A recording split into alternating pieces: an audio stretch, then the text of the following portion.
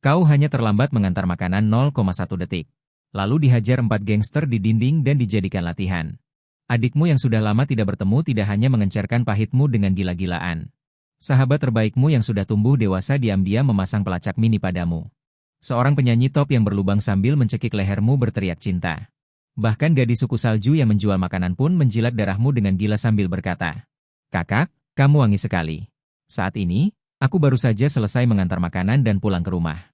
Begitu aku membuka pintu, aku tercengang. Lampu ruang tamu di rumah masih menyala. Meja terbalik di lantai, vas pecah berserakan. Seluruh rumah tampak seperti habis digerebek. Rumahmu hancur, kamu melihat pemandangan berantakan ini. Ayah, kamu baik-baik saja? Kau bergegas membuka pintu kamar ayahmu. Pakaian berserakan di lantai. Laci lemari terbuka. Ada sebuah koper di samping meja belajar. Semua ini menunjukkan ayah pergi membawa beberapa barang. Dan sangat terburu-buru. Ada apa ini? Hujan deras begini. Apa yang dipikirkan ayah? Jangan-jangan dia menyinggung seseorang. Sekarang mereka mendatangi rumahmu.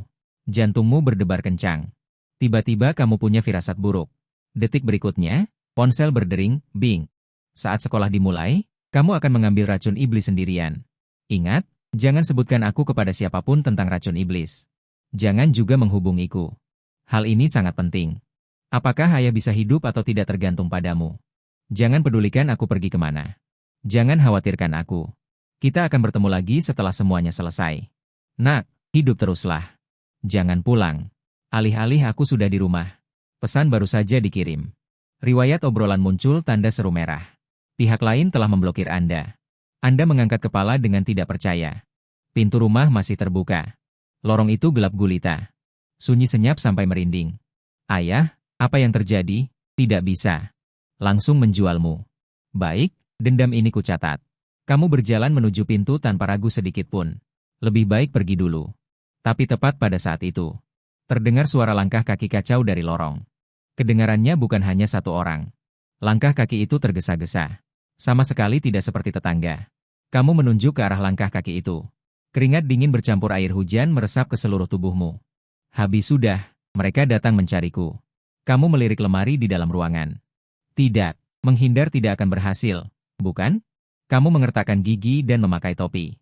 Menarik resleting jaket kurir sampai ke bawah. Menundukkan kepala dan meninggalkan rumah. Menuju ke lorong.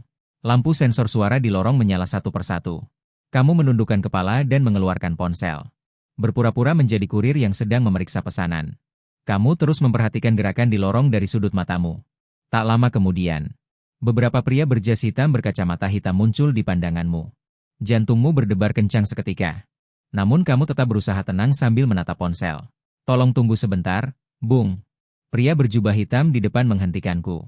Ada titik-titik keringat dingin di dahimu. Tapi tenang saja. Ada apa? Dia mengeluarkan sebuah foto. Membandingkan foto itu denganmu di bawah cahaya. Tidak ada apa-apa. 83 permisi. Anda mengantar makanan untuk siapa? Permisi. Anda mengantar makanan untuk siapa? Bibi Wang di lantai atas. Kamu mengarang nama begitu saja. Pria berjubah hitam itu mengerutkan kening. Bagaimana kamu tahu namanya Wang? Tertulis di pesanan antar. Wajahmu berubah. Apakah kamu pernah melihat orang ini? Dia membalik foto itu dan menunjukkannya kepadamu. Kamu melirik sekilas. Pria muda di foto itu adalah ayahmu, Gu Jiu. Jutaan kuda lumpur berlarian di hatimu. Maaf, saya belum pernah melihatnya. Jika tidak ada lagi, saya harus pergi. Pesanan berikutnya akan terlambat. Pria berjubah hitam itu mengangguk. Terus berjalan ke atas. Kurir pengantar makanan itu mirip sekali dengan orang di foto. Salah satu dari mereka mendekat ke telinga pemimpin dan berbisik. Si pemimpin menggelengkan kepalanya. Foto ini ditinggalkan oleh tuan rumah puluhan tahun yang lalu. Kurir pengantar makanan itu masih muda. Tidak mungkin Tuan Gu Jiu. Sambil berkata, mereka menyerbu rumahmu. Melihat pintu terbuka lebar. Wajah mereka langsung berubah. Celaka, terlambat satu langkah. Tuan Gu Jiu mungkin sudah melarikan diri bersama Tuan Muda. Mereka mengobrak-abrik seluruh isi rumah. Namun tidak menemukan apa-apa. Saat itu, sebuah suara malas terdengar di telinga mereka. Bagaimana? Sudah berhasil ditangkap? Tuan rumah. Tuan sudah kabur bersama Tuan Muda. Pria berbaju hitam berkata dengan nada serius. Hahaha. Xiao Lin. Taruhan kali ini aku yang menang. Di pintu masuk kompleks perumahan. Di dalam taksi hitam biasa. Wanita parubaya berbaju hitam duduk di mobil mendengarkan opera. Di sebelahnya duduk seorang gadis muda berbaju hitam gaya Lolita. Gadis itu cemas bersandar ke jendela mobil, melihat samar-samar ke arah gerbang kompleks. Dalam kegelapan malam, dia hanya melihat sosok kuning berlari keluar, tapi tidak melihat wajahnya dengan jelas. Tidak bisa. Aku akan pergi ke rumah kakakku. Gadis itu tiba-tiba membuka pintu mobil dan bergegas keluar. Nona. Di luar hujan deras. Sopir buru-buru mengejar untuk menghentikannya. Astaga. Lin lebih tidak sabar dariku. Wanita itu duduk sendirian di dalam mobil, mengeluarkan foto kusut dari balik bajunya. Di foto itu Gujiu sedang mandi. Sayangku, kita sudah berjanji. Begitu aku mewarisi bisnis keluarga, aku akan datang menemuimu. Sekarang tidak ada yang bisa menentang kita lagi. Mengapa kamu tidak mau menemuiku? Dia melepas topinya dengan satu tangan. Senyum sakitnya semakin lembut. Tidak apa-apa. Sayang, apakah kamu ingin bermain peta umpet denganku? Baiklah. Tapi jika aku menemukanmu, dia harus hati-hati. Akan ada hukuman. Nona, kenapa Anda datang? Begitu Gusilin masuk, beberapa pria berbaju hitam menatapnya dengan terkejut. Di mana kamar kakakku? Jika aku tidak salah menebak, seharusnya ruangan ini. Pria berbaju hitam yang memimpin, menunjuk ke pintu yang terkunci di sebelahnya. Buka. Baik. Seorang pria berbaju hitam mundur 2 langkah, menendang pintu hingga terbuka. Jika tidak ada yang lain, carilah ibuku dulu. Baik. Beberapa pria berbaju hitam mundur dengan patuh. Sopir menunggu di depan pintu. Hanya Gusilin yang tersisa di kamar sendirian. Dia tersenyum tipis, langsung menerjang tempat tidur. Gusilin memeluk bantal, membenamkan wajahnya, menghirup napas dalam-dalam. Takut aroma khas di kamar itu menghilang. Kakak sekarang punya aroma seperti ini. Apa sudah berbeda dari sebelumnya? Tapi Silin sangat menyukainya. Paling suka kakak. Mata Gusilin berkaca-kaca. Seluruh tubuhnya terbuai. Kenapa kakak tidak datang menemuiku? Ibu jelas-jelas mengirim pesan memberitahu ayah. Kami kembali mencarinya. Dia mengerucutkan bibirnya, merasa sedikit kesal. Apa ayah tidak memberitahu kakak? Kakak pasti sedang bermain peta umpet denganku. Aku pasti bisa menemukan kakak. Apa yang akan kulakukan setelah menemukan kakak? Pertama-tama pergi bersama kakak. Lalu bersama kakak. Setelah semua pikiran liar setelahnya. Gusilin bangkit dari tempat tidur dengan enggan. Membuka lemari pakaian. Mengeluarkan semua pakaian dan meremasnya di depan tubuh. Tangan satunya lagi mengambil bantal. Dilarang keluar kamar. Nona, Anda datang untuk menggeledah rumah. Supir itu terkejut. Tidak perlu kau urus. Nona, perlukah saya bantu Anda membawanya? Tidak bisa. Gusilin memelototi sopir itu. Dia segera diam. Diam-diam memuji kebaikannya. Tidak lagi berbicara. Hujan deras turun. Kau berlari sekencang-kencangnya. Mencari toko yang jauh dari kompleks perumahan lalu masuk. Setelah memastikan pria berbaju hitam tidak mengejar, baru menghela napas lega. Pemilik toko melihatmu berkeringat deras. Matanya seperti melihat hantu. Dia mencoba bertanya. Pemuda, mau beli sesuatu? Anda tersenyum canggung. Hanya berteduh sebentar. Akan segera pergi. Hei hei hei. Pak jangan begitu. Belum selesai bicara. Pintu tertutup dengan bunyi, gedebu. Anda langsung didorong keluar. Kaki tidak stabil. Jatuh di tengah hujan. Aduh, saya sungguh akan pergi sebentar lagi. Wajah Anda menempel di pintu kaca. Memandang pemilik toko dengan penuh harap. Pemuda, pelanggan semua ketakutan olehmu. Pemilik toko melemparkan payung plastik padamu. Cepat pulanglah. Payung ini kuberi untukmu. Anda menghela napas panjang. Menerima payung. Membuka ponsel dan melihat jam. Mengertakkan gigi. Kuda tua itu membayar. Pembayaran berhasil. Sisa 10,86. Kamu tidak pernah mengambil barang orang lain secara gratis. Tapi kali ini, kantongmu yang sudah kosong semakin terpuruk. Semua uang dari izin kerja diberikan kepada ayah. Dia yang membagi pengeluaran. Akibatnya, dia kabur dengan uang itu. Bahkan tidak menyisakan 1 sen pun untukmu. 10 yuan ini adalah keluarga terakhirmu. Ayah yang menyalahkan. Aku tidak akan membiarkanmu pergi. Kamu duduk di bawah jembatan. Menggigil. Buka ponselmu. Klik sebuah kontak. Apakah nyonya rumah kos ada? Saudara sedang kesulitan. Apakah kamu mau membantu? Saudara tidak punya rumah lagi. Bisakah saya meminjam tempat tinggalmu sebentar?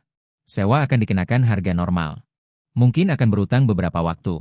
Nanti aku kerja sambilan bayar utangmu. Tunggu aku. Segera sampai. Orang yang disebut pemilik rumah ini sebenarnya bukan pemilik rumah. Adalah saudaramu Song Wensi. Karena dia memiliki beberapa rumah. Orang tuanya tidak di Chuan City. Dia hidup dari menyewakan rumah. Jadi ini adalah hukuman untuknya. Segera. Seorang gadis berambut pirang turun dari mobil sport. Dia memeluk selimut merah muda. Mengintip berkeliling. Melihatmu duduk di bawah jembatan. Berlari menghampiri. Menyelimuti tubuhmu dengan selimut. Menghadapi dirimu yang hampir tak bisa bergerak. Dibalut selimut itu. Akhirnya merasa sedikit lebih hangat. Mengangkat kepala menatap Song Wensiang. Matanya indah. Kau tersenyum canggung. Hampir mati kedinginan. Aku berhutang nyawa padamu 302 kalau butuh apa-apa nanti. Bilang saja 303 naik gunung turun laut 304 sudahlah 305 jangan bicara lagi 306 dia buru-buru menyela 307 matanya penuh rasa sakit 308 melihatmu meringkuk 309 menarik tanganmu 310 ayo 311 pulanglah bersamaku 312 ke rumahmu 313 kau sedikit terkejut 314 kau pikir dia akan langsung membawamu ke kontrakan baru 315 malam ini. Tinggallah di rumahku dulu 316 besok cari kontrakan lagi 317 dia tidak memberimu kesempatan menolak 318 langsung menarikmu ke taksi 319 jadi 320 ada apa sebenarnya 321 dia menoleh 322 pandangannya tertuju padamu 323 kau baru saja ingin bicara 324 tiba-tiba merasa ada yang tidak beres 325 bagaimana jika ada kebutuhan di kemudian hari, jangan ragu untuk bilang. Siap melakukan apa saja. Sudah cukup. Berhenti bicara. Dia menyela dengan tergesa-gesa. Dengan sorot mata penuh kepedihan. Melihatmu meringkuk. Menarik tanganmu. Jalan. Pulanglah bersamaku. Apa aku ke rumahmu? Kau agak terkejut. Kukira dia akan langsung membawamu ke apartemen sewaan yang baru. Malam ini kau menginap di rumahku dulu. Besok baru cari tempat sewaan. Dia tidak memberimu kesempatan menolak. Langsung menarikmu ke dalam taksi. Jadi, sebenarnya ada apa? Dia menoleh. Tatapan tertuju padamu.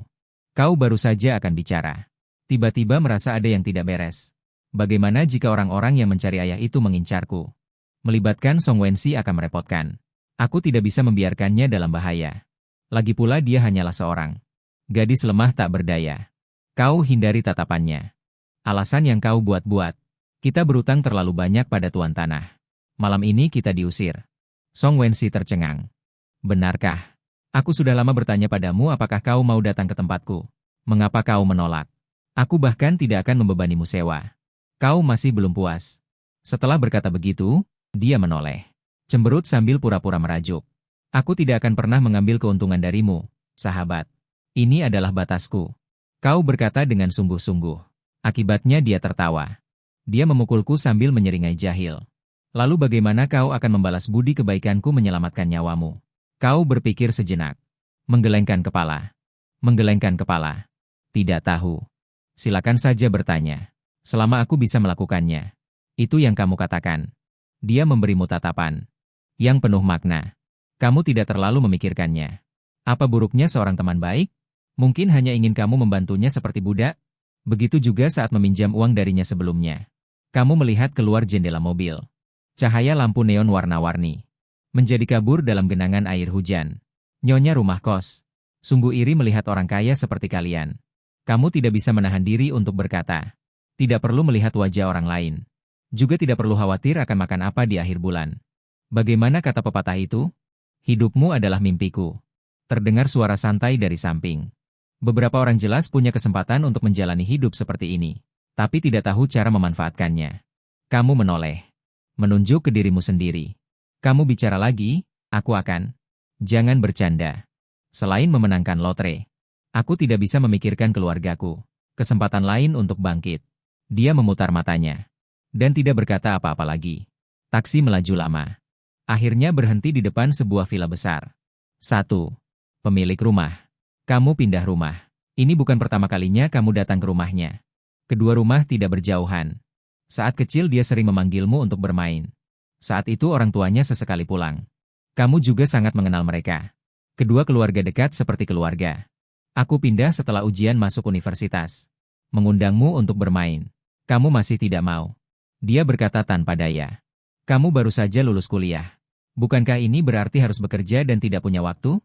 Dia mengeluarkan segenggam kunci dari sakunya. Memberikan kepadamu.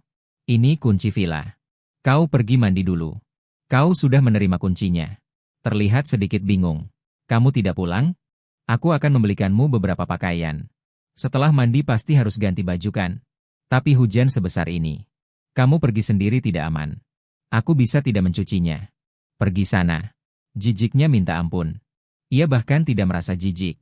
Menyerahkan payung kepadamu. Dia mendorongmu keluar dari mobil tanpa ragu-ragu. Baiklah. Uang untuk membeli pakaian itu, kau catat dulu. Nanti kubayar sekaligus. Kau ingin mati, tak apa jika pria dewasa kotor. Tapi jangan sampai mengotori rumah orang. Setelah berkata begitu, kau berjalan menuju villa. Di dalam taksi hanya tersisa Song Wensi dan sopir. Nona. Selanjutnya ke apartemen Nanhu. Ini taksi biasa apaan? Jelas-jelas mobil pribadi.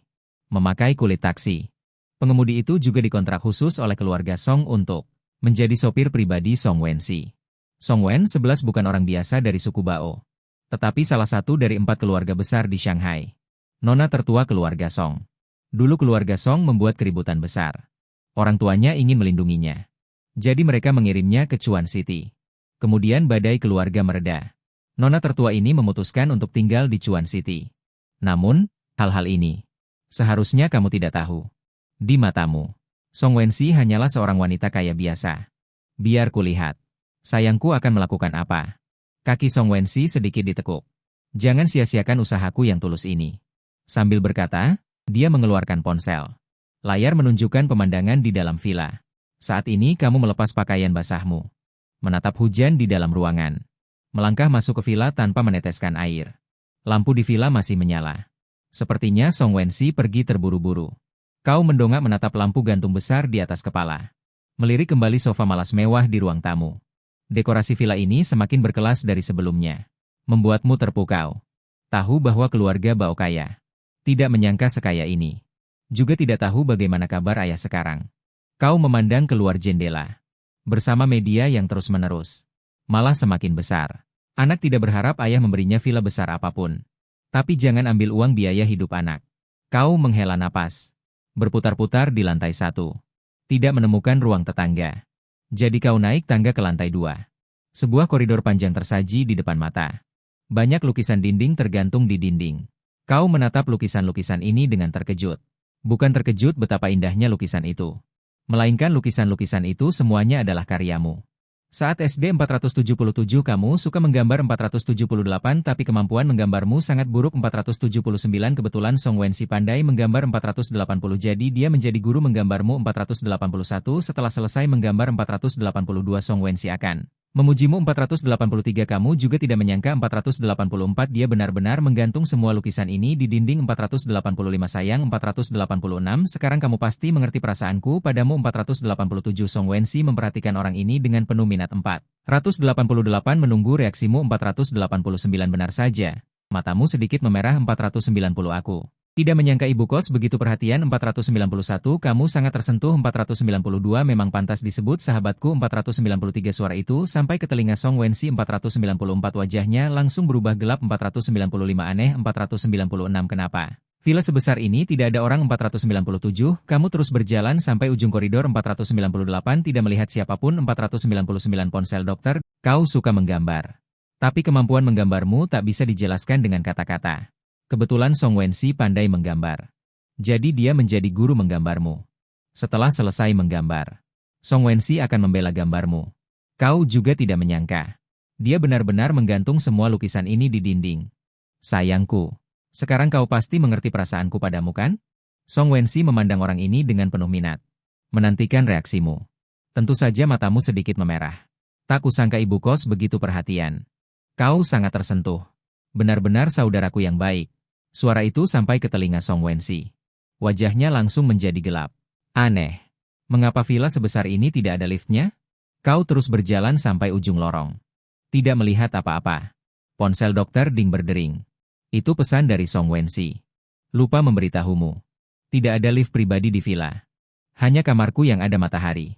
Kamarku di lantai 2. Yang menyala lampunya itu. Aku buru-buru bertanya. Ini tidak terlalu baik kan? Dia tidak membalas. Kau menengadah melihat kamarnya. Ragu sejenak. Lalu mendorong pintu dan masuk. Dinding merah muda. Di ranjang besar putih tergeletak. Boneka beruang raksasa. Terlihat dia menggunakannya sebagai bantal. Ini. Dia masih menyimpannya. Kau juga mengenalinya sebagai hadiah ulang tahun yang kau berikan saat kecil. Kenapa sampai rusak begini? Boneka beruang itu ada banyak lubang kecil. Tapi semuanya dijahit kembali oleh Song Wensi. Benar 524 sayang 525 sudut bibir Song Wensi sedikit terangkat 527 dia sengaja merusak boneka beruang itu 528 lalu menjahitnya dan meletakkannya di ranjang 529 seolah dengan begitu bisa membuktikan perasaannya 530 ya ampun 531 sudah sebesar ini masih tidur sambil memeluk boneka beruang 532 kau tak bisa menahan diri untuk mengomel 533 Song Wensi menatap layar ponsel, sayang. Sudut bibir Song Wensi sedikit terangkat. Aku menyimpannya sampai sekarang. Dia sengaja merobek boneka beruang itu. Lalu menjahitnya dan meletakkannya di tempat tidur. Seolah-olah itu bisa membuktikan perasaannya. Ya ampun. Sudah sebesar ini masih memeluk boneka beruang untuk tidur. Kamu tidak bisa menahan diri untuk mengeluh. Song Wensi menatap layar ponsel dengan bingung. Ini intinya? Di samping tempat tidur ada meja kerja dan meja komputer. Di atasnya ada buku harian yang terbuka. Terlihat jelas oleh diri sendiri. 1. Sejak kapan ibu kos mulai menulis buku harian? Kamu ingat dia tidak punya kebiasaan ini sebelumnya. Buku harian ini disiapkan dengan hati-hati oleh Song Wensi. Sayang, setelah membaca buku harian itu, kamu pasti akan mengerti. Dia belum selesai bicara. Ya ampun, tidak mengatakannya setelah selesai. Untung yang datang adalah aku. Bagaimana jika orang lain melihatnya? Kamu menutup buku hariannya untuknya. Song Wensi terkejut oleh alarm yang tiba-tiba berbunyi. Dia terkejut. Menoleh ke lemari di kamar. Bagaimana dia meletakkan alarm di dalam lemari? Kamu mengerutkan kening. Sudut bibir Song Wensi sedikit melengkung. Ini sudah dia atur sebelumnya. Begitu Guyan membuka lemari, dia akan menemukan itu dipenuhi dengan foto-foto kalian berdua. Ini sepertinya tidak baik. Lagi pula ini lemari gadis. Kamu menarik tanganmu yang hendak membuka lemari. Berpikir lebih baik biarkan dia mengambilnya sendiri. Benar-benar bodoh. Bodoh sekali. Di dalam taksi, mata Song Wensi bersinar merah. Senyumnya dipenuhi kemarahan. Aku sama sekali tidak menyadari perasaanku padamu, tapi tidak apa-apa. Saat aku kembali, aku akan membuatnya mengerti. Untuk sekarang, mari kita kendalikan dirimu dulu. Jari-jarinya menggeser layar 577 adegan pengawasan beralih ke kamar mandi 578 ekspresinya perlahan menjadi aneh 579 hehehe 580 Guyan 581 hehehe 582 beberapa waktu kemudian 583 mobil. Berhenti di bawah gedung apartemen 584 Nona 585 sudah sampai 586 pengemudi mengingatkan 587 Z 588 kenapa harus sekarang 589 dia dengan enggan meletakkan ponselnya 590 jadi. Nona 591 apa yang sebenarnya Anda inginkan 592 tidak masalah 593 tunggu saja. Di sini 594 Song Wensi turun dari mobil 595 membuka bagasi 596. Mengeluarkan karung putih 597, bukankah kita akan membelikan pakaian untuk Tuan Gu 598 di mana tempat yang bagus 599 dia membuka karung 600 isinya penuh. Adegan pengawasan beralih ke kamar mandi. Ekspresinya perlahan menjadi aneh. Hehehe. Guyan. Hohoho. Setelah beberapa saat, mobil berhenti di depan gedung apartemen. Nona. Sudah sampai. Kata supir mengingatkan. D. Kenapa harus sekarang?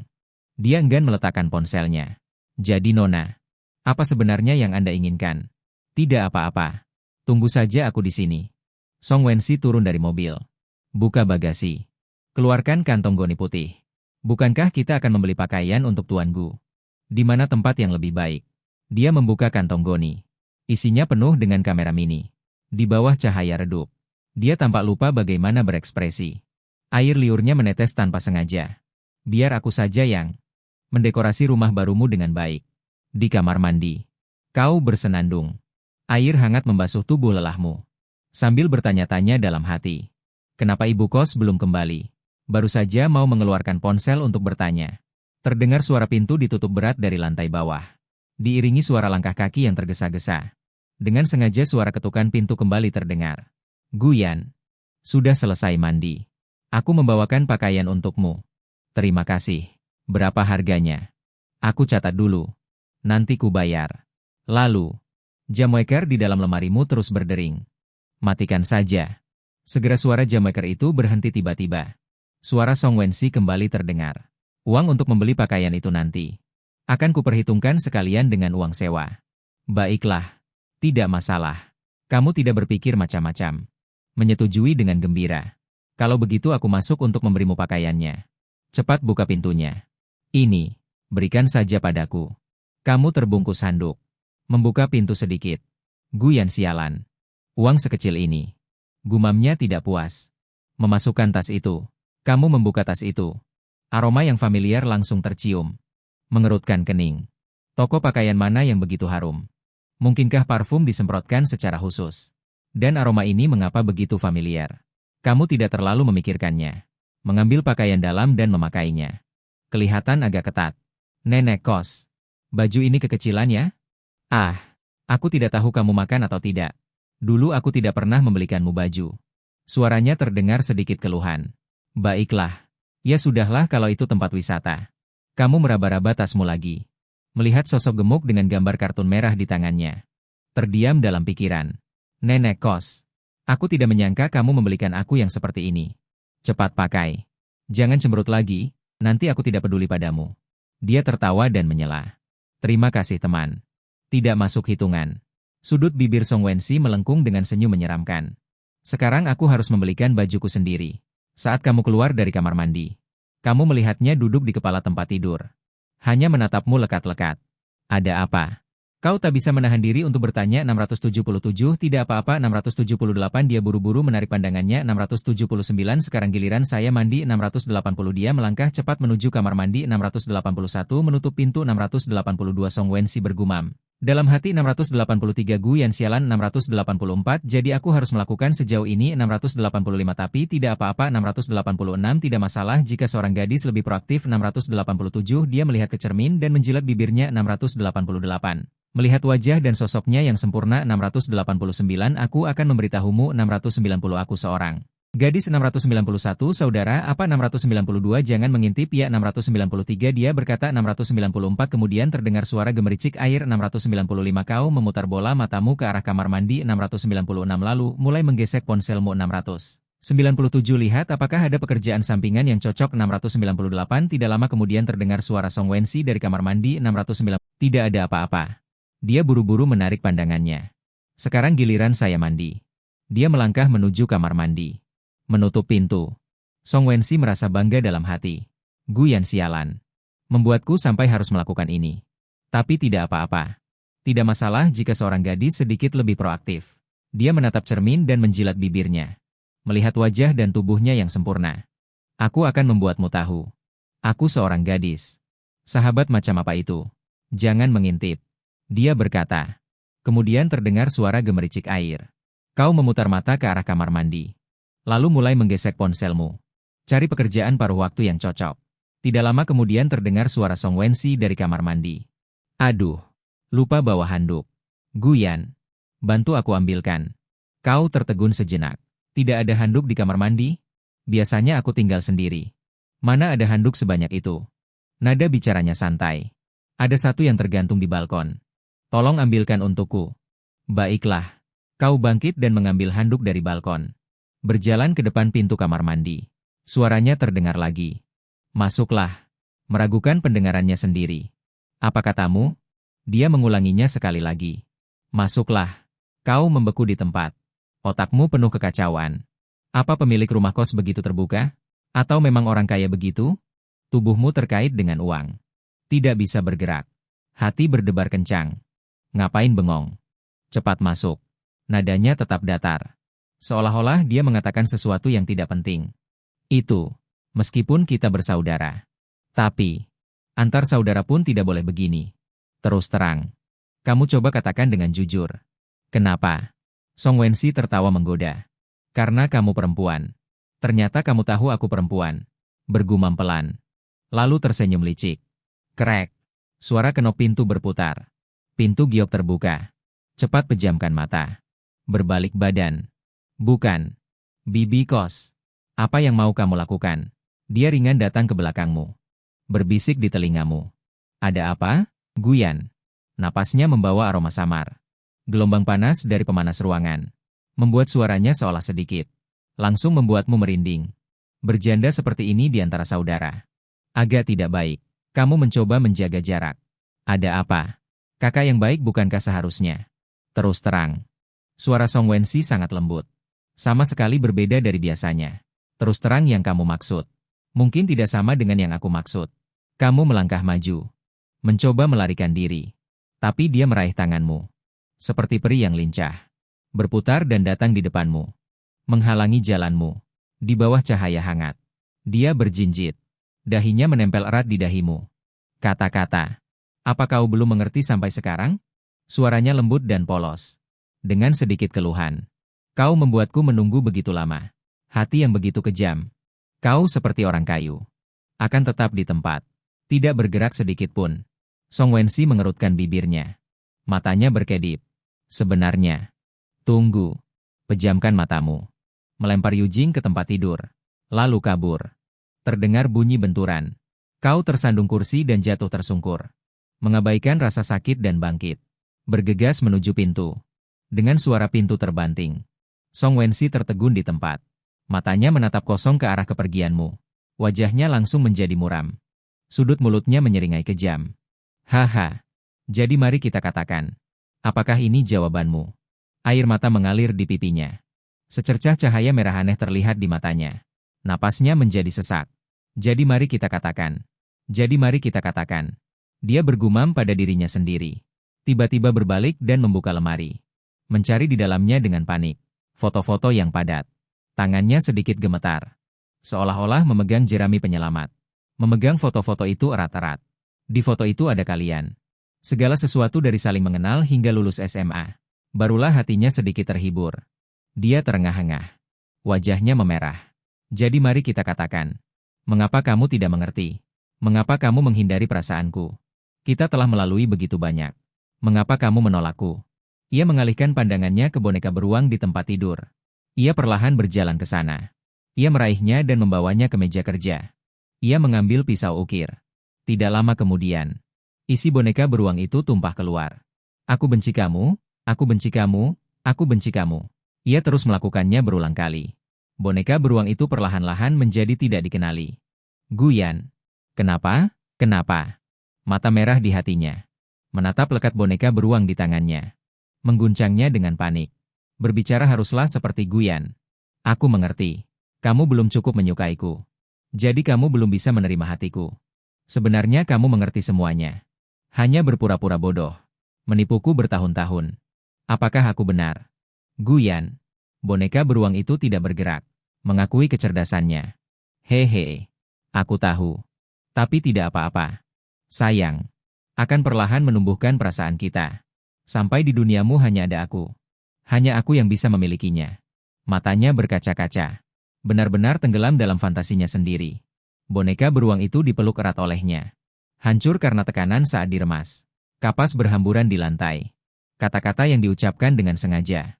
Ia terpuruk di tanah dengan kesakitan. Dengan tangan gemetar ia memunguti kapas. Dengan canggung ia memasukkannya kembali ke dalam boneka beruang. Semakin terburu-buru. Kerusakannya semakin parah.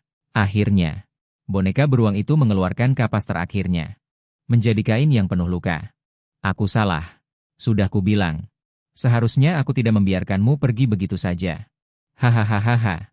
Karena itu, aku akan membuatmu tidak punya pilihan untuk menolakku. Bao Biao menangkapmu kembali. Melihat lokasi, dia membelalakan matanya. Ah, kenapa? Titik merah di peta bergerak cepat. Hanya saja.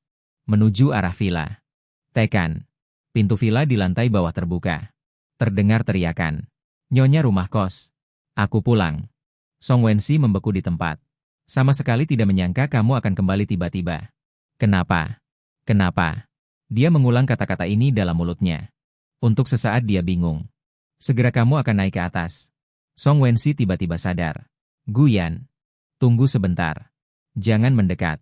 Suaranya terdengar sedikit panik. 902 HAM 903 Nyonya rumah 904 ada apa denganmu? 905 Aku benar-benar bingung. 906 Aku 907 Aku akan berganti pakaian. 908 Kau tidak boleh masuk. 909 Dia dengan panik membersihkan kapas di lantai. 910 11911 tadi bukankah kau menyuruhku langsung masuk ke kamar mandi 912 apa yang ada di otakmu 913 mesum 914 saat itu aku memakai handuk 915 dia menjawab sambil membereskan 916 bukankah kau memintaku mengambilkan handuk untukmu 917 aku semakin bingung 918 aku perlu dua handuk untuk mengeringkan tubuh 919 tidak bolehkah 920 nadanya terdengar sedikit panik 921 922 nyonya rumah. Aku hampir mati ketakutan 923 saudaraku. Aku hampir tidak suci lagi 924 baiklah 900. Ya. Nyonya rumah. Ada apa denganmu? Aku hanya menatap bingung. Aku ganti baju. Kamu tidak boleh masuk. Ia dengan panik membersihkan kapas di lantai. 1. Bukankah tadi kau menyuruhku masuk ke kamar mandi saja? Apa yang ada di otakmu? Orang aneh. Saat itu aku dibalut handuk. Sambil membereskan, dia menjawab. Bukankah Anda meminta saya mengambilkan handuk untuk Anda? Aku semakin bingung. Aku butuh dua handuk untuk mengeringkan badan. Tidak bisa? Nadanya terdengar sedikit panik. Menakut-nakuti saya nyonya rumah. Saudaraku, aku hampir kehilangan kemurnianku. Baiklah. Cepatlah. Aku menghela napas lega. Song Wensi buru-buru membersihkan lantai. Memasukkan kapas dan kain robek ke dalam lemari. Lalu dia segera naik ke ranjang. Membenamkan kepalanya ke dalam bantal. Takut kamu melihat air matanya. Sudah selesai. Cepat masuk. Kamu membuka pintu kamar. Sambil memegang sebuah tas. Duduklah di tepi ranjang. Guyan. Mengapa kamu kembali? Kepalanya masih tertanam di bantal. Bergumam pelan. Mengapa aku tidak boleh kembali? Kamu kembali untuk apa? Untuk mengasihani aku. Dia masih merangkak. Menggertakkan gigi. Tidak berani menatapmu. Wen Yan kamu semakin berusaha keras. Satu-satunya waktu. Satu-satunya waktu. Saat itu kau tidak berpakaian 952 datang ke hadapanku 953 dan menempelkan kepalamu ke dahiku 954 lalu aku bilang apa 955 kau masih ingat? 956 suaranya terdengar bercanda 957 pipi merona 958 aku sama sekali tidak ingat 959 kau tidak demam? 960 aku keluar membelikanmu obat 961 kau mengangkat tas di tanganmu 962 waktu sudah tidak muda lagi 963 kalau terlambat sedikit lagi 964 toko obat akan tutup 965 kali ini Song Wensi sedikit panik 966 ruangan menjadi sunyi 967 setelah beberapa saat 968 dia berbalik badan 969 mata besarnya penuh dengan keterkejutan 970 tidak peduli dengan mimpi perlakuan spesialnya 971 menatapmu dengan mata berbinar. 972 aku demam 973 ya ampun. Kenapa kau menangis? 974 sakit sekali? 970 datang ke hadapanku. Dan menempelkan kepalamu ke dahiku. Lalu aku bilang apa? Kau masih ingat? Suaranya terdengar menangis. Pipi merona. Aku sama sekali tidak ingat.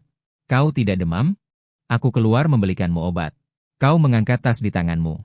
Waktu sudah tidak muda lagi. Kalau terlambat sedikit lagi, toko obat akan tutup. Kali ini Song Wensi terlihat sibuk. Ruangan menjadi sunyi. Setelah beberapa saat, dia berbalik badan. Mata besarnya penuh dengan keterkejutan. Tidak peduli dengan mimpi perlakuan spesialnya. Menatapmu dengan mata berbinar. Aku demam. Ya ampun, kenapa kau menangis? Sakit sekali? Kau terlihat sedikit bingung. Menatapnya dengan prihatin.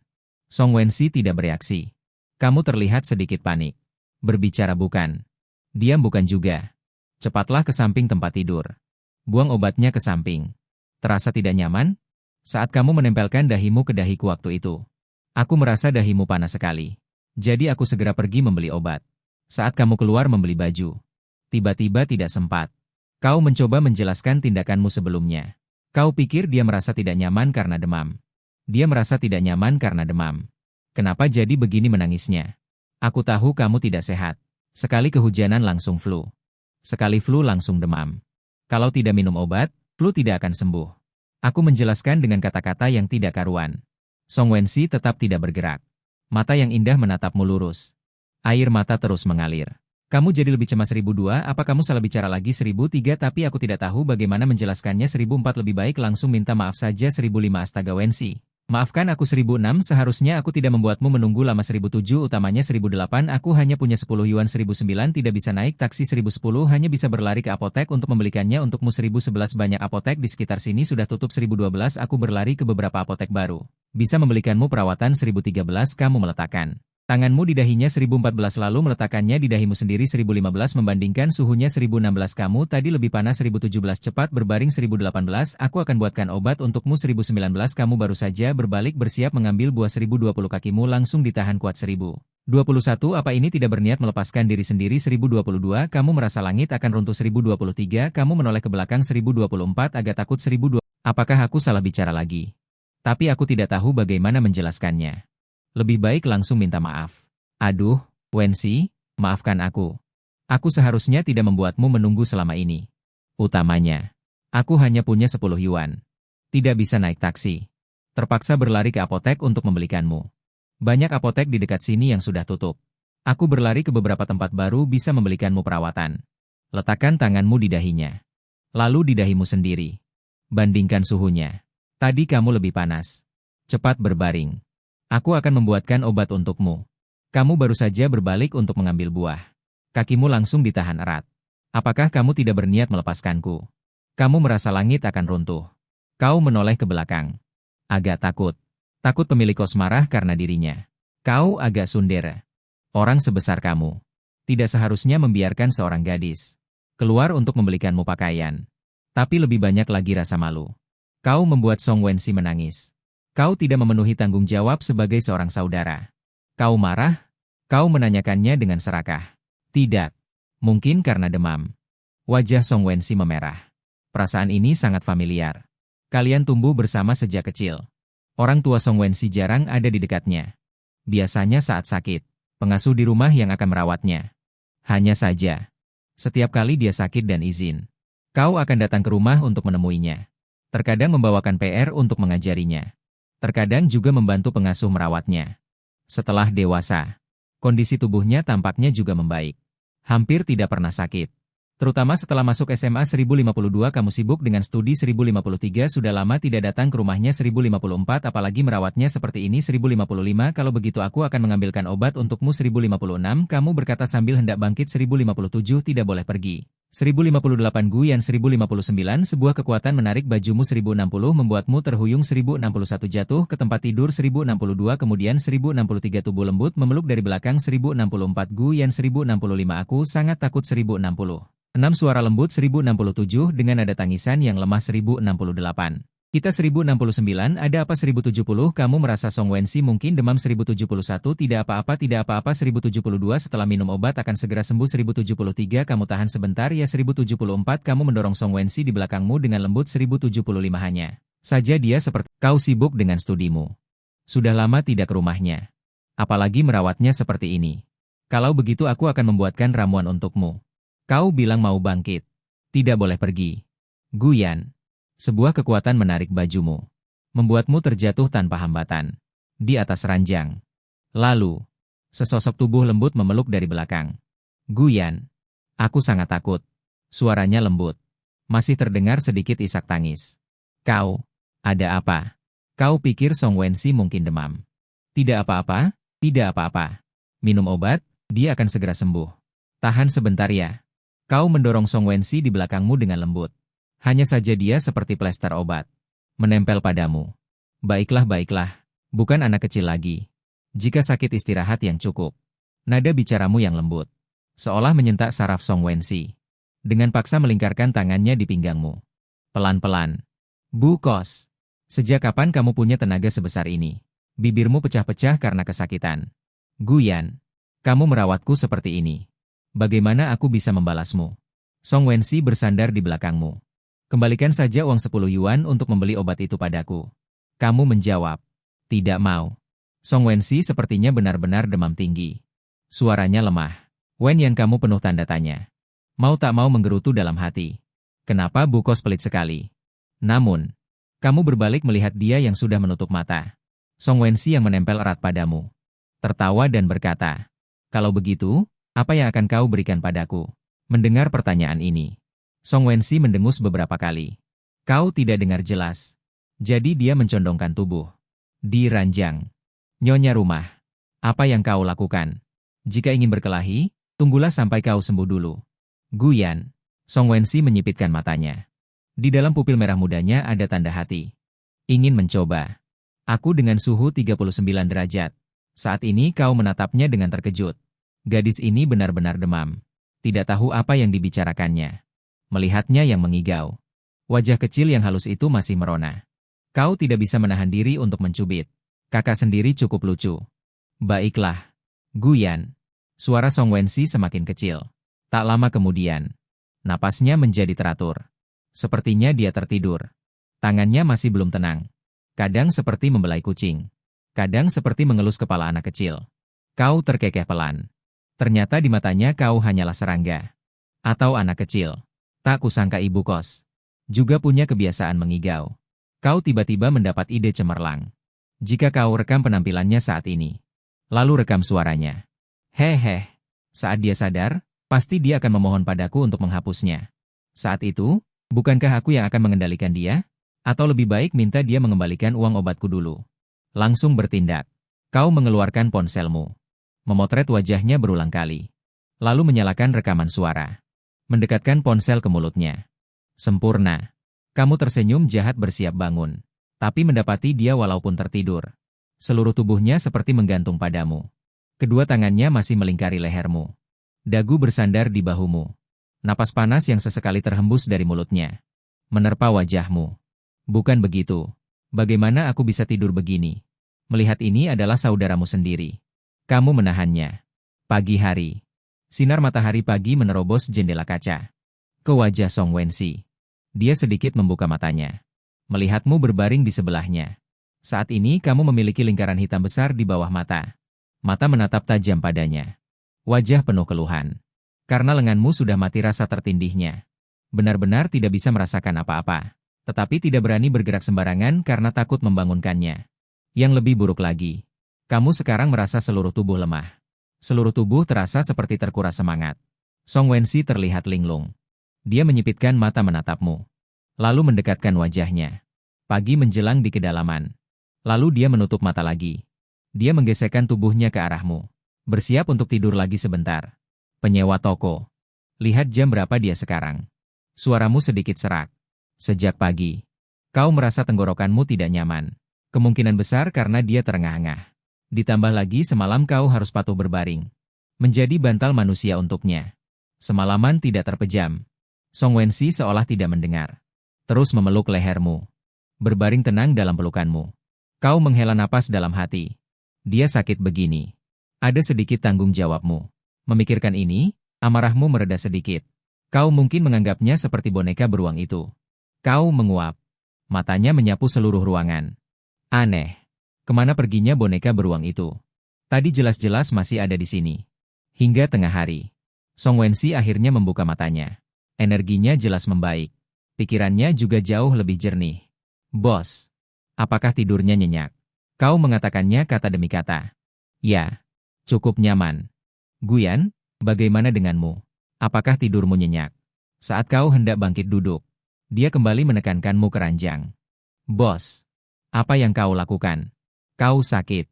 Dia dengan tajam menangkap kelainan kondisimu. Sekilas cahaya yang sama melintas di matanya. Kau juga sepertinya sakit. Hari ini kau beristirahat saja di ranjang. Kau tersenyum pahit sambil menggelengkan kepala. Penyakit ringan ini bukan apa-apa. Kakiku sampai lemas karena demam sebelumnya. Bahkan aku masih bekerja paruh waktu seharian. Tanpa menunda-nunda. Ayo kita segera berangkat mencari kontrakan. Tidak boleh. Suaranya sangat tegas. Kamu tetaplah istirahat di rumah. Setelah kamu sembuh, aku akan membawamu mencari rumah. Ngomong-ngomong, suaranya perlahan mengecil. Aku belum pernah merawatmu. Saat kamu sakit, tidak tidur semalaman. Ditambah demam. Kamu memang sangat lelah. Jadi kamu pun mengalah. Baiklah, kalau begitu, kutitipkan padamu. Setelah berkata begitu, kamu perlahan menutup mata. Pandangan berangsur-angsur kabur. Napas berangsur-angsur menjadi tenang. Song Wen 11 berjongkok di samping tempat tidur. Sudut bibirnya melengkung membentuk senyum jahil. Hehehe. Guyan. Biarkan aku yang merawatmu dengan baik. Dia mengulurkan tangan dan menyentuh wajahmu yang panas. Merasakan suhu panas di wajahmu. seolah tertarik oleh sesuatu. Seluruh wajahnya menempel padamu. Menggosokkan wajahnya ke pipimu. Ekspresinya perlahan berubah. Benar-benar tenggelam di dalamnya. Setelah sekian lama, baru ia bangkit dengan enggan. Terus-menerus membelai rambutmu. Berbicara seperti anak kecil yang manja. Guyan, kamu sangat aneh. Haruskah aku memberimu hadiah? Seolah teringat sesuatu. Matanya berbinar. Kamu pasti sudah lapar. Biarkan aku menyiapkan makanan lezat untukmu. Dia segera kembali dari dapur dengan sepotong roti. Menggigit sedikit demi sedikit. Mengunyahnya beberapa kali. Menahan remah-remah roti di lidahnya. Mendengar berita, dia berjongkok di sampingmu. Bibirnya yang bernapas sedikit bergetar. Ada rasa panik yang tak dapat dijelaskan muncul di tubuhnya. Kepalanya langsung jatuh ke tanah. Dia tertegun selama beberapa detik. Wajahnya langsung menjadi suram. Dia mengumpat dalam hati. Siapa yang begitu tidak punya sopan santun? Tepat di saat ini merusak kesenanganku. Dia tidak mempedulikan teleponnya. Dia menggigit roti itu lagi. Bersiap untuk mencoba lagi. Kamu berguling karena suara dering telepon mengganggumu. Menghadap menjauh dari Wen Sun. Ini membuat rencana Wen Sun untuk menyentuh kepalamu benar-benar gagal. Dia mengulurkan tangan ingin membalikanmu. Namun takut membangunkanmu. Dia ragu-ragu lama sebelum akhirnya menyerah. Sudut bibirnya berkedut beberapa kali. Kemudian dia keluar kamar dengan wajah datar. Dia mengeluarkan ponselnya dengan wajah kesal. Halo. Suaranya terdengar lesu. Apakah kamu di rumah? Terdengar suara lembut ibu di ujung telepon. Dia menjawab dengan lemah. Ada apa Wensi? Kamu tidak enak badan? Atau ada masalah? Tidak. Keheningan sesaat di ujung telepon. Tiba-tiba terdengar suara ibu. Jangan-jangan Guyan mengganggumu. Tidak kok. Dia cemberut. Bergumam pelan. Guyan paling baik padaku. Walaupun suaranya kecil. Tapi Song Zimu mendengarnya dengan jelas. Song Mu tidak bisa menahan tawa. Jangan-jangan kamu sedang bersama Guyan sekarang. Song Wensi tidak menyangka tebakannya benar. Wajahnya langsung memerah seperti buah naga.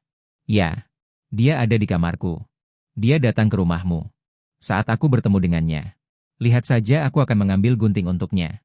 Apa yang sedang kamu pikirkan? 1327 Wen 11 mendengus marah dan malu. 1328 dia segera menjelaskan situasinya. 1329 mendengar ini. Ibu Wen tertegun. 1330 tidak heran kami tidak dapat menghubungi Guyan selama beberapa hari terakhir. 1331 keluarga mereka juga benar-benar keterlaluan. 1332 jika ada sesuatu. Mengapa tidak meminta bantuan kami? 1333 bagaimana kalau 1334 untuk beberapa hari ke depan?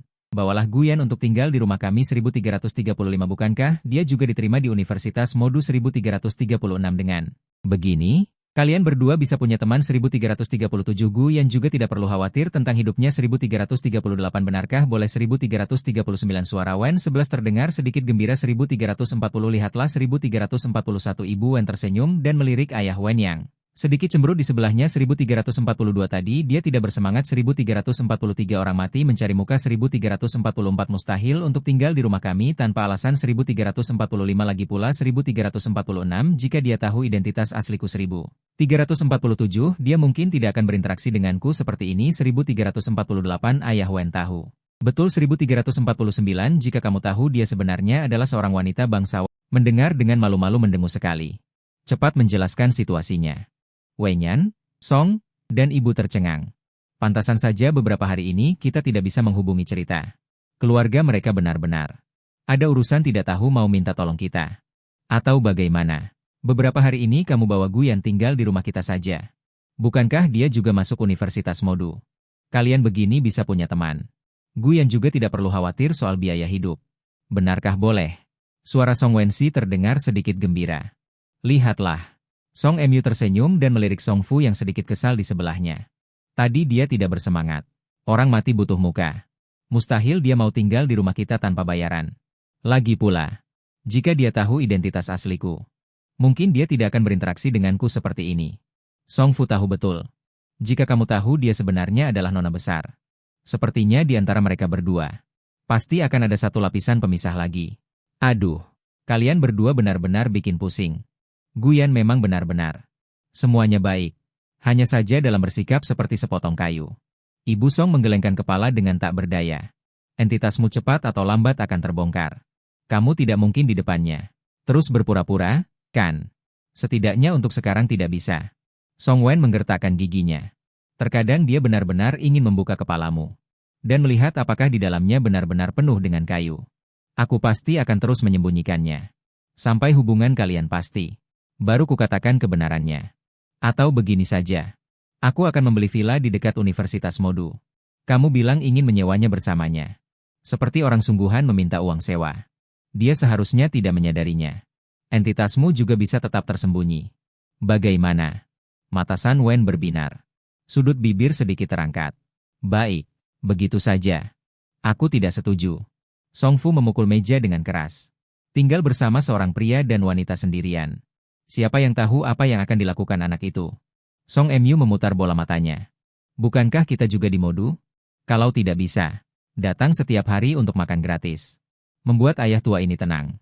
Dia berhenti sejenak. Tersenyum penuh arti. Katakan, kamu juga tahu anak Guyan itu. Sangat jujur. Jika ada sesuatu yang terjadi, langsung ikat dia untuk dijadikan menantu. Dia tidak akan bisa lari. Apa yang sedang kalian bicarakan? Song Wensi berpura-pura marah mengerucutkan bibir. Bagaimana bisa kalian menjebak putri kalian seperti ini? Namun sudut bibirnya tanpa sadar terangkat. Wensi, bagaimana kalau kamu besok pergi ke Modu saja? Datang lebih awal. Jadi Guyan tidak perlu menderita di luar. Ibu Song akhirnya tertawa dengan makna yang dalam dan berkata, kalau begitu aku tidak akan mengganggu kalian. Selamat bersenang-senang. Menutup telepon. Song Wen semakin bersemangat memikirkannya. Dalam benaknya sudah berputar-putar. Bagaimana keduanya makan bersama. Gambar pergi ke sekolah bersama. Dia sama sekali tidak memperhatikan. Ekspresi wajahnya sudah tidak terkendali. Ketika dia sadar kembali, dia segera menyeka air liur di sudut mulutnya. Masih sedikit menyesal di hati. Sayang sekali. Tidak bisa digunakan di bawah kamera di kamar sewaan. Memang benar. Kamu membuka mata. Kamu menemukan dirimu ditutup di sebuah kamar gelap yang kumuh. Semua gelap gulita. Tangan dan kakimu diikat erat ke sebuah kursi kayu yang reot. Semakin kamu berjuang, tali justru semakin erat mengikat. Seolah seperti tersihir. Seberkas sinar matahari menerobos dari kipas angin yang berputar. Menimpa wajahmu. Bayangan malam merayap lembut di pipimu. Seakan tangan dari jurang membelai dengan lembut. Cahaya fajar itu juga menerangi nama lain di sampingmu. Ayah, kau berseru. Bagaimana ayah bisa di sini? Namun sang ayah seolah tak mendengar. Menatap kosong ke depan. Seluruh tubuhnya bagai patung tak bernyawa. Ayah, ayah, kau mengguncang tubuhnya sekuat tenaga. Menggerakkan kursi sedikit demi sedikit mendekatinya. 5 meter. 3 meter. 1 meter. Kau hampir menyentuh ayah. Tiba-tiba, sesosok bayangan gelap menyelimuti seluruh tubuhmu. Menutupi satu-satunya sinar matahari. Sensasi penindasan yang tak terlukiskan menyapu seluruh tubuh. Seolah beban ribuan kilo menindihmu. Kamu tidak stabil. Terjatuh ke tanah dengan keras. Aku. Ayah. Ayah. Ayah. Tekanan itu tidak berkurang sama sekali. Malah semakin kuat. Tali yang mengikatmu juga seiring dengan bayangan hitam. Siluetnya semakin mengencang. Segera. Semua cahaya ditelan. Dunia Anda tenggelam dalam kegelapan total. Yang lebih buruk. Mulut dan hidung tersumbat sesuatu. Napas semakin sulit. Naluri bertahan hidup membuatmu berjuang mati-matian. Tetapi tangan dan kakimu tidak bisa bergerak. Hanya bisa terus menggoyangkan tubuh. Mencoba melepaskan beban di tubuhmu. Saat ini kamu seperti orang yang tenggelam. Berjuang keras untuk mengapung ke permukaan. Namun seolah ada tangan tak terlihat yang menarikmu ke dasar air. Apakah aku akan mati di sini? Kamu meraung dalam hati. Tidak bisa. Aku tidak boleh mati. Ayah di mana? Kamu melihat sekeliling dengan panik. Tidak ada lagi suara ayah. Semua yang ada di depan mata seperti gelembung fata morgana. Pikiranmu hancur. Aku tidak boleh mati. Tapi semuanya sia-sia. Kamu seolah jatuh ke laut tanpa dasar. Kesadaran perlahan memudar. Lalu, kamu tiba-tiba membuka mata. Kekuatan yang meledak seketika membuatmu melompat dari tempat tidur. Melempar. Song Wensi yang tadinya menekanmu. Dengan suara, pang. Song Wensi jatuh terguling ke lantai. Terentang. Merintih kesakitan. Kamu duduk di tempat tidur. Terengah-engah. Tadi hampir saja mati lemas dalam mimpi. Kenapa bisa bermimpi yang begitu absurd namun nyata? 1. Nyonya rumah. Kenapa kau tidur di lantai? Lihatlah dirimu seperti Song Wensi yang tergeletak di lantai. Dengan rasa ingin tahu. Song Wensi perlahan bangkit dari lantai. Merapikan rambutnya. Rona merah di wajahnya belum sepenuhnya hilang. Dia menyeka sudut bibirnya dengan lengan bajunya. berkata dengan sedikit canggung. Bukan apa-apa. Baru saja terjatuh. Dia tidak akan pernah memberitahumu bahwa dia menciummu dengan paksa saat kau tidak sadar tadi. Begitukah? Kau menyipitkan mata. Menatap matanya yang terus-menerus mengelak. Kalau begitu, benda apa ini? Kau dari tas. Memotong beberapa helai rambut emas. Ini tempat tidurku. Wajar saja ada rambutku di atasnya. Lalu kenapa ada di wajahku juga? Kau dari wajahmu sendiri. Mengambil beberapa helai rambut emas lagi. Aku ingin mencoba suhu dahimu. Lihat apakah demammu sudah turun. Jadi aku menempelkan dahiku. Dan dahimu sebentar. Begitu ya. Menurutmu seberapa masuk akal? Tapi juga merasa ada yang tidak beres. Apakah pilekmu sudah membaik? Kalian bertanya serempak. Ah, aku baik-baik saja. Dia sedikit canggung. Mata menunduk. Memandang lantai. Satu jari memainkan ujung rambutnya dengan santai. Kamu mengangguk. Aku juga jauh lebih baik. Ngomong-ngomong, berapa lama aku tidur? Ucapnya sambil melirik jam dinding. Tarik napas terkejut. Kamu sudah berbaring di tempat tidur hampir seharian. Song Wensi membawakan segelas air hangat dari nakas. Mengatakan padaku sambil tersenyum. Aku sudah merawatmu seharian. Kamu mengamatinya. Tetesan keringat halus muncul di dahinya. Seperti baru saja selesai berolahraga keras. Pasti karena mengurusku jadi begini lelahnya ya. Kamu ambilkan air panas. Merasa sedikit kasihan. Lalu, dia mulai menceritakan tentang kerjasamanya dengan saya soal perumahan. Kamu tidak banyak berpikir. Mengangguk. Begini saja sudah bagus. Tinggal bersama sahabat karib. Saling menjaga. Lagi pula kalian diterima di universitas yang sama. Berangkat sekolah bersama setiap hari juga lumayan bagus. Asalkan tidak berada di satu kamar yang sama dengan Song Wensi saja. Jadi begitu saja keputusannya. Kita berangkat besok. Dia melihatmu tidak menolak. Saking senangnya hampir ingin melompat. Hanya saja. Bagaimana dengan malam ini? Kamu bertanya. Lupa memberitahumu ya. Villa ini hanya ada kamarku satu-satunya. Jadi, kamu hanya bisa tidur di sini. Kamu menatapnya dengan licik. Ia mengerutkan kening. Dan kau juga belum berhenti. Aku harus menjagamu. Malam ini. Terpaksa kau harus menginap di kamar ini semalam saja ya. Baiklah. Kau mengambil selimut dan meletakkannya di lantai. Bersiap untuk tidur sendiri di lantai. Song Wensi memperhatikan tindakanmu. Senyum licik muncul di sudut bibirnya. Xiao Yanzi. Tidur sendiri pasti sangat tidak nyaman. Nona ini mengizinkanmu tidur seranjang denganku. Kau memutar bola matamu. Jika kau menggangguku semalaman lagi, besok aku benar-benar tidak akan bisa bangun. Sewa rumah yang kau bicarakan. Ternyata adalah villa. Tiba di Modu. Kau menatap takjub villa 3 lantai yang megah itu. Ya. Ia mengangguk. Sangat dekat dengan sekolah. 10 menit bisa sampai. Aku melihat kekhawatiranmu. Dia buru-buru menjelaskan. Jangan khawatir soal sewa. Ini rumah teman orang tuaku. Awalnya kosong tidak ada yang menyewa. Tahu kita mau menempati diberi harga sangat murah. Sewa darimu sungguh sangat membantu. Menghemat setengah biaya sewa. Kau dengar. Beban di hatimu terangkat banyak. Mengikuti Song Wensi masuk ke villa. Song Wensi begitu masuk. Langsung menerjang sofa mengeluh. Aku lelah sekali. Dia merebahkan diri di sofa. Kakinya terus bergoyang tak mau diam. Melepas sepatu satu terlempar ke sini satu ke sana. Hampir mengenai televisi. Lelah ya. Kau lihat tanganmu. Penuh dengan barang bawaannya yang banyak. Sudut bibirnya sedikit berkedut tak berdaya. Ibu kos jangan malas. Cepat bangun. Bergegas membereskan barang bawaan. Jangan. Kau rapikan saja. Kamar Anda. Apa kau tidak merapikannya sendiri? Sudut bibirmu tersenyum jahil. Tanganmu meraba titik lemahnya. Bangun atau tidak? Bangun atau tidak? Kau menyerang lekukan pinggangnya dengan mahir. Tidak, aku salah. Kakak Song Wensi tertawa. Lian Sheng memohon ampun. Aku akan merapikan kamarku sendiri sekarang. Kau membantunya memindahkan barang bawaannya ke depan pintu kamar. Sudah diinstruksikan.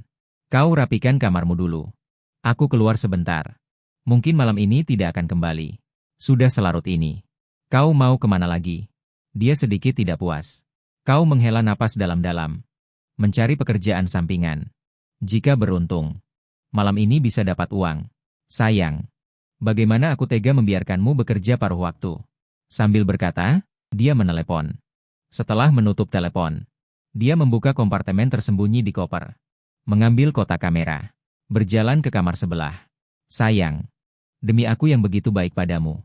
Memberiku sedikit hadiah juga boleh kan? Boleh saja. Adik ipar ternyata tinggal di villa sebesar ini.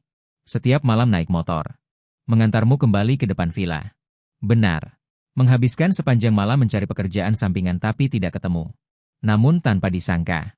Bertemu dengan Kak Tang yang sudah lama tidak bertemu. Anak perempuan dari kakak ayahmu. Dalam ingatanmu. Kak Tang datang ke Shanghai setelah lulus kuliah. Berjuang sendirian. Aku hanya bisa bertemu dengannya saat tahun baru. Saat kecil kamu sering diganggunya. Meskipun kamu bertubuh kuat. Namun penindasan garis keturunan itu membuatmu kalah berulang kali dalam perlawananmu dengannya. Jadi kau memberinya julukan iblis wanita. Dia hendak melambai untuk mengucapkan selamat tinggal padamu. Kau melirik waktu dan memintanya tinggal. Kak, sudah larut, tidak aman. Mengapa kau tidak menginap saja di kamarku? Kau tidur di bawah tempat tidur. Aku akan tidur di lantai. Guting menguap dan memutar bola matanya. Baiklah. Tapi di mana kau akan tidur? Aku bisa tidur di sofa. Setelah mengatakan itu, dia menyeret tubuhnya yang lelah. Dan mengikutimu ke dalam rumah. Kali ini pemilik rumah pasti sudah tidur. Kau menutup pintu dengan hati-hati. Berjalan naik dengan ringan. Tiba-tiba terdengar suara yang sedikit manja. Dari lantai 2. Kenapa baru pulang selarut ini? Song Wensi mengenakan piyama beruang kecil. Mengintip dengan mata mengantuk. Kakak Guting. Dia langsung melihat Guting. Matanya berbinar. Lalu tersenyum cerah. Wen 11. Kenapa kamu tinggal bersama anak ini? Kami diterima di universitas yang sama. Jadi kami. Song Wen 11 tergagap dengan wajah memerah. Guting mengangkat sudut bibirnya dengan penuh makna. Dia sudah lama melihat pikiran gadis ini. Langsung menjadi bersemangat. Jadi hubungan kalian sekarang bagaimana? Hubungan apa? Kamu menguap dan memutar bola matamu. Kakak, cepatlah tidur. Besok aku akan mencarikan pekerjaan bersamamu. Dan kamu. Bu Kos. Begadang selarut ini. Percaya atau tidak, aku akan melapor ke ibu. Song Wen 11 langsung menggandeng lenganmu. Dia menunggumu. Sambil berkata, dia masuk ke kamarnya. Bu Kos, apa yang kamu lakukan? Aku sangat lelah. Cepat lepaskan aku. Jangan. Aku takut gelap dan tidak bisa tidur. Song Wensi berwajah sedih.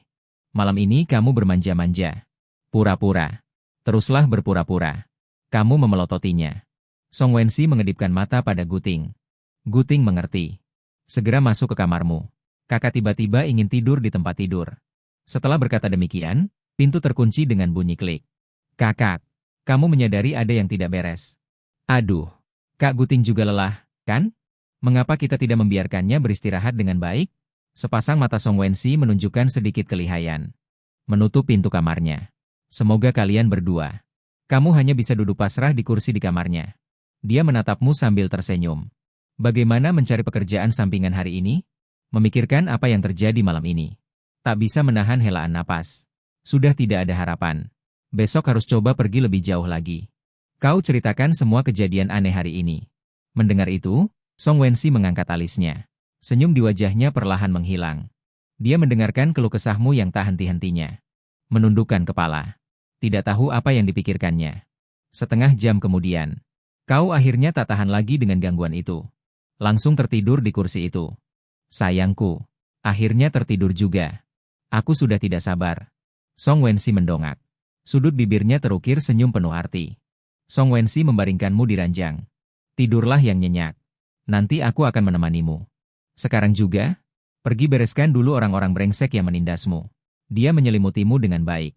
Mengeluarkan ponsel dan menelepon. DZ. Kenapa kedua orang ini tidak ada gerakan sama sekali? Guting menempelkan telinganya ke dinding di kamar sebelah. Menguping gerakan di sini. Sungguh membosankan. Guting menghela napas tanpa daya.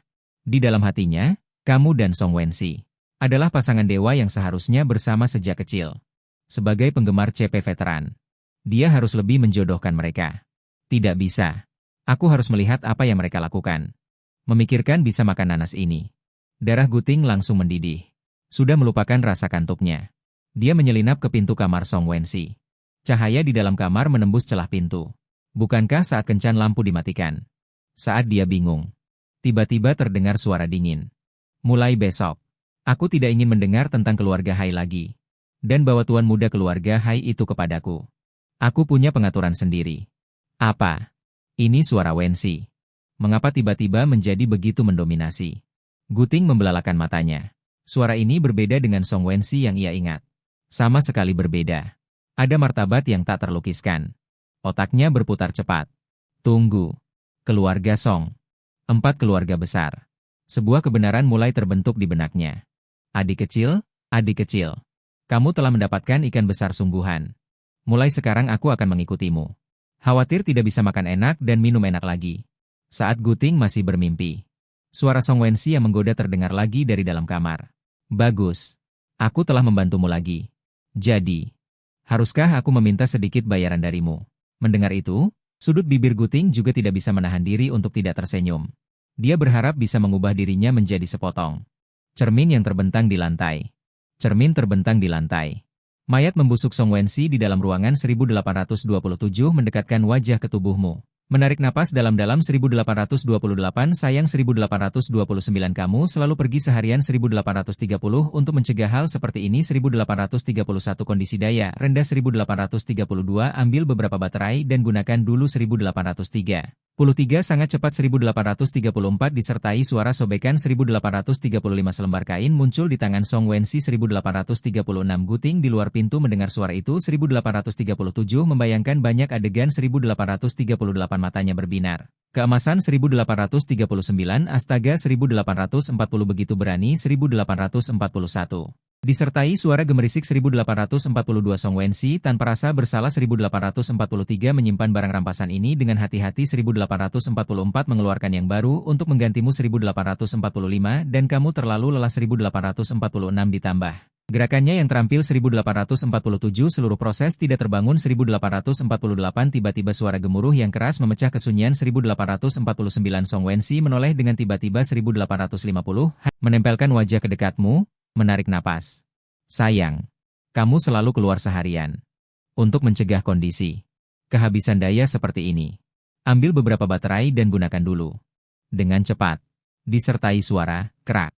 Selembar kain muncul di tangan Song Wensi. Guting di luar pintu mendengar suara itu. Dia membayangkan banyak adegan.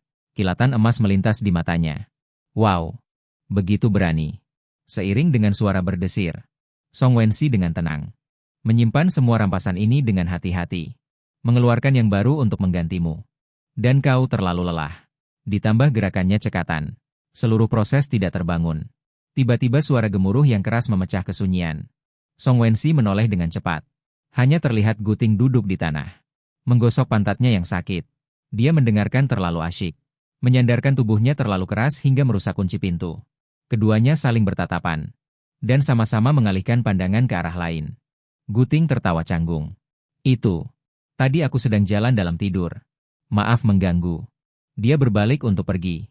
Tapi tetap saja tidak bisa menahan diri untuk menoleh ke belakang sekali lagi. Tunggu. Bagaimana Guting bisa tertidur? Otak Guting berputar cepat. Ternyata suara robekan tadi. Bukan ulah Guting. Guting yang tertidur adalah korban. Kalau begitu Song Wensi bukankah dia?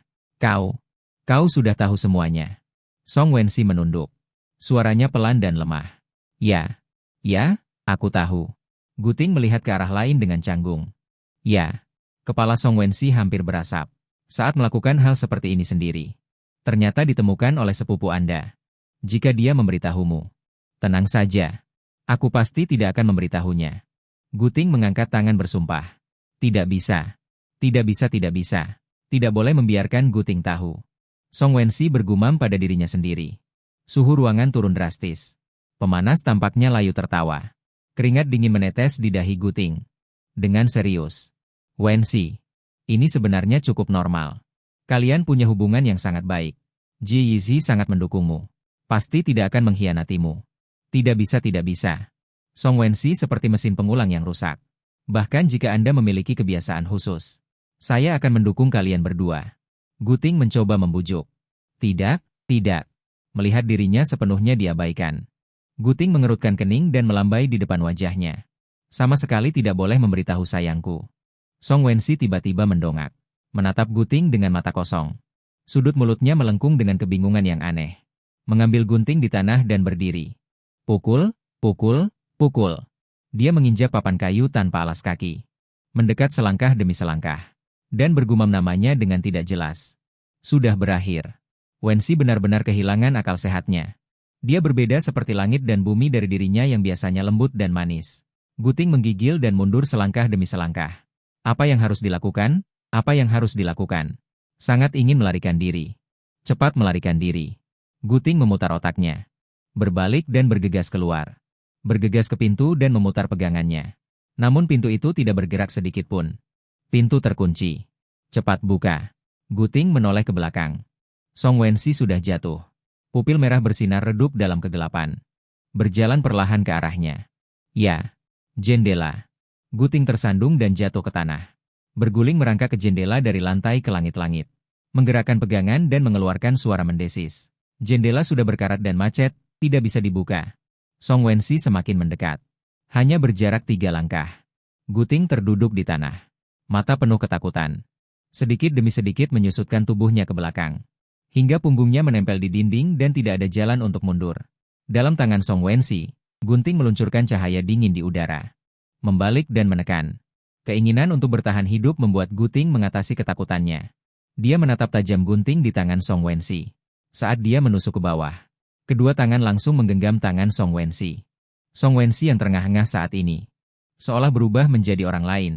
Kekuatan super terbang meledak. Guting mengertakkan gigi menghadapinya. Tapi jelas tidak akan bertahan lama. Song Wensi mengerahkan tenaga. Sambil bergumam pada dirinya sendiri.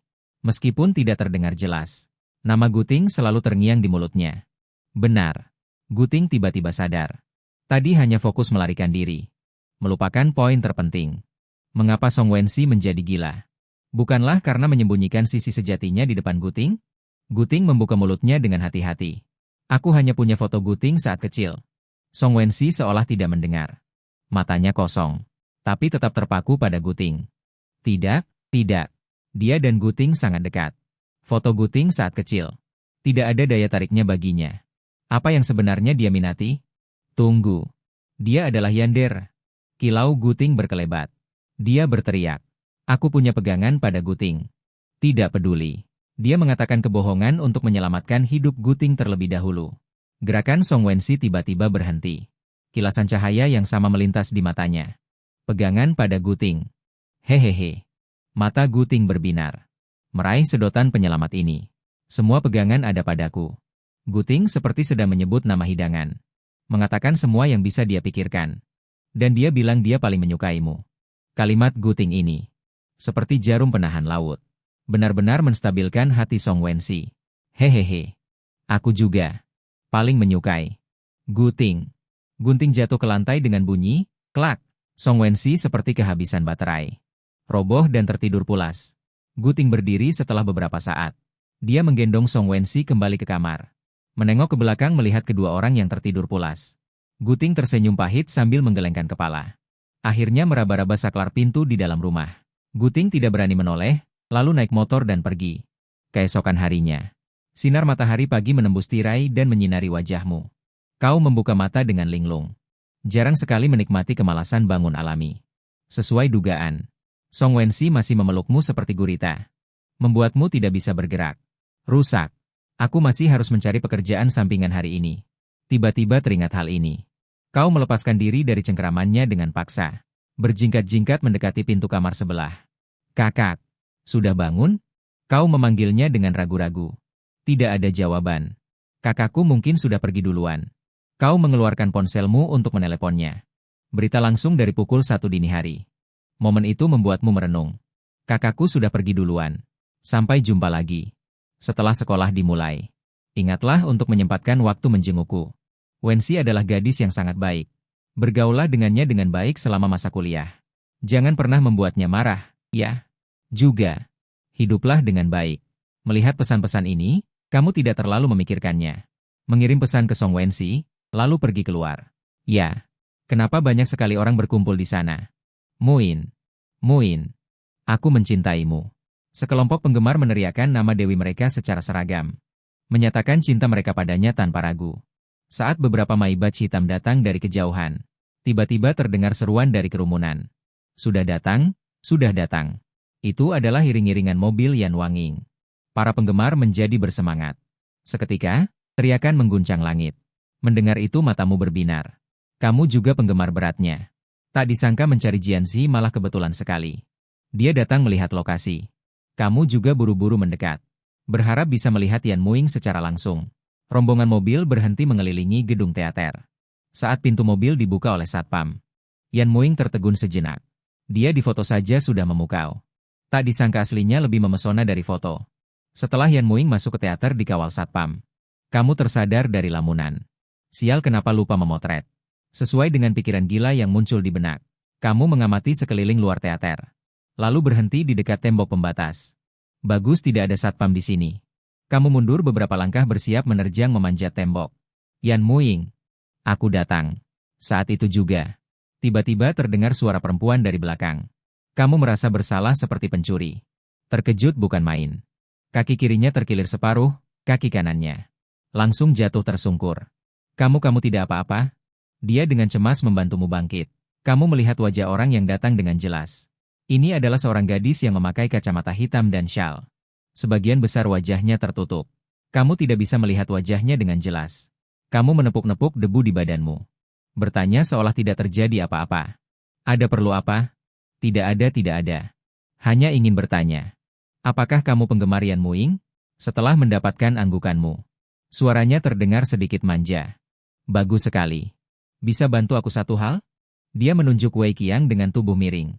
Bisakah kamu membantuku memanjat masuk? Kamu bereaksi. Langsung menolak dengan penundaan. Ini pasti tidak bisa. Aku mengamatimu dari atas ke bawah. Kamu juga penggemar Yan Muing. Dia mengangguk. Tentu saja. Wei Nyan, kamu memasang wajah cemberut. Aku mengerti perasaanmu. Mau memanjat masuk untuk memotret diam-diam, kan? Tapi itu tidak etis. Pertama, kedua, dan terakhir. Jadi aku menyarankanmu untuk mengurungkan niat itu. Dia menunduk. Tangannya diletakkan dengan rapi di depan. Dia berkata dengan suara pelan dan penuh keluhan. Aku bisa membalaskan dendammu.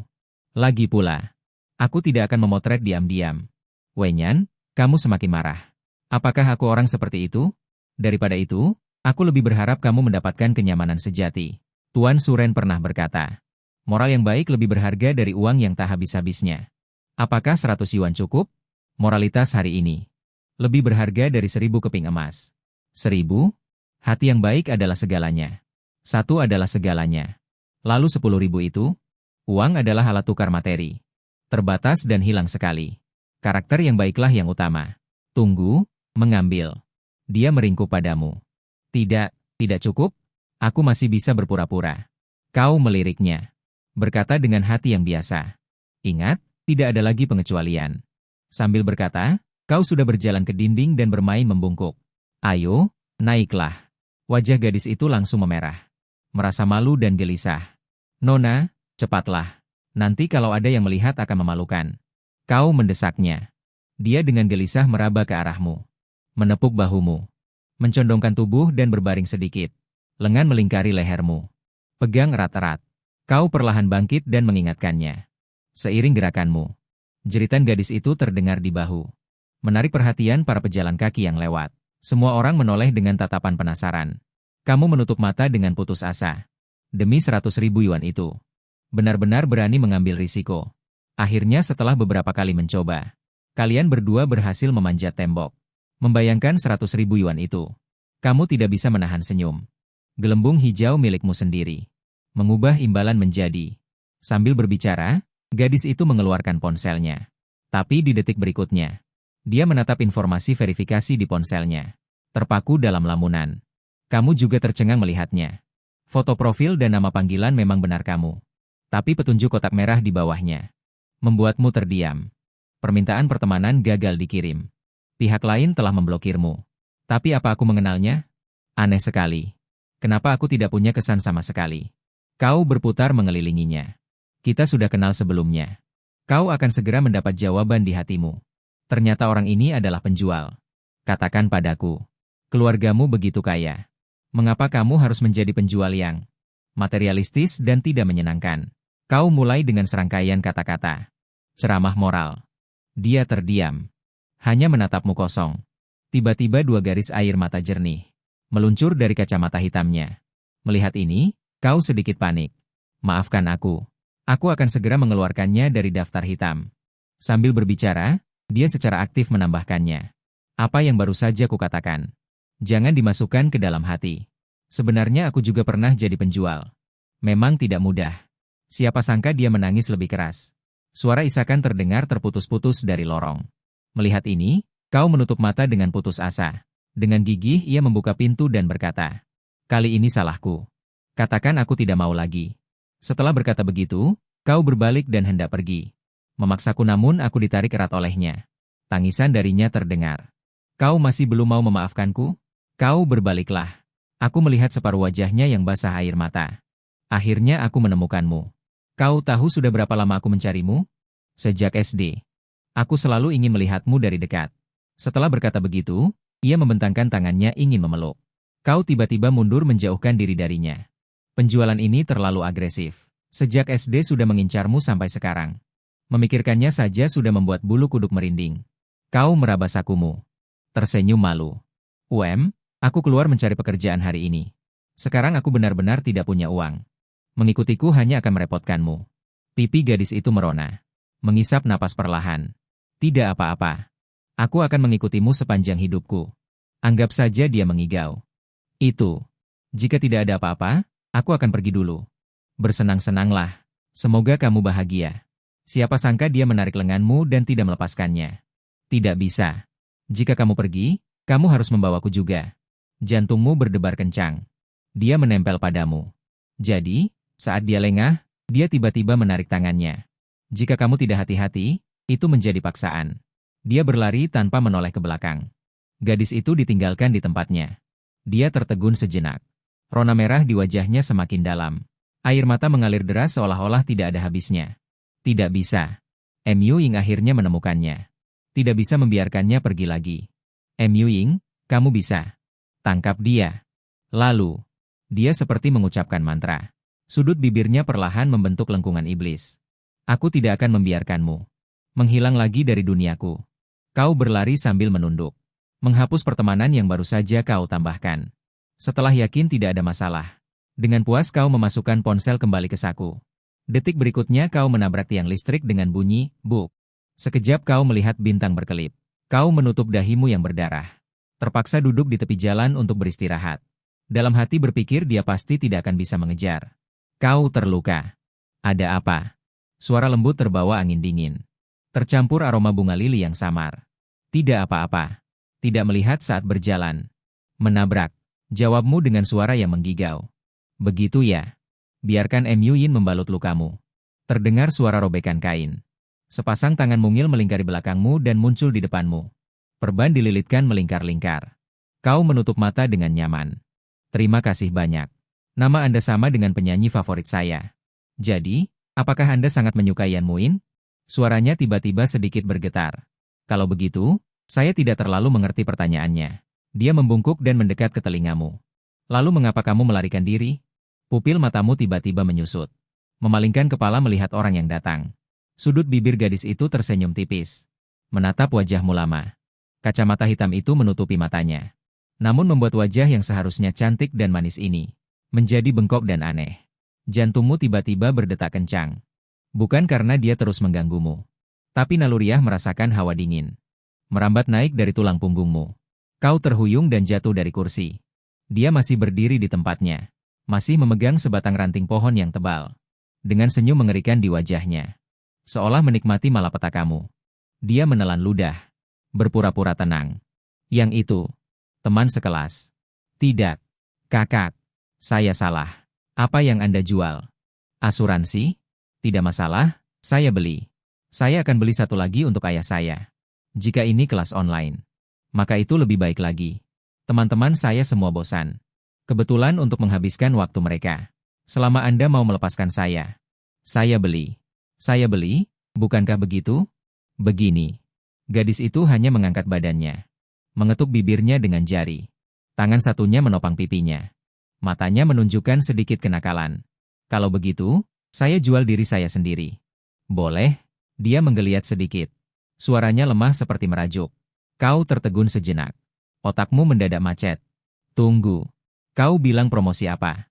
Tentu saja diriku sendiri. Ya ampun. Kenapa aku harus mengulanginya 2 kali? Suaranya semakin kecil. Pipinya memerah. Apakah aku membuatmu menunggu terlalu lama? Sambil berkata dia sedikit terseduh-seduh. Bawalah Myuin pergi. Apapun yang kau lakukan pada Myuin. Apapun yang kau inginkan. Myuin akan mengiyakannya. Dia berjalan terhuyung-huyung ke arahmu. Menyembunyikan wajahnya di dadamu. Dan aku hanya butuh. Cukup bagimu untuk memiliki setengah dari cintaku padamu.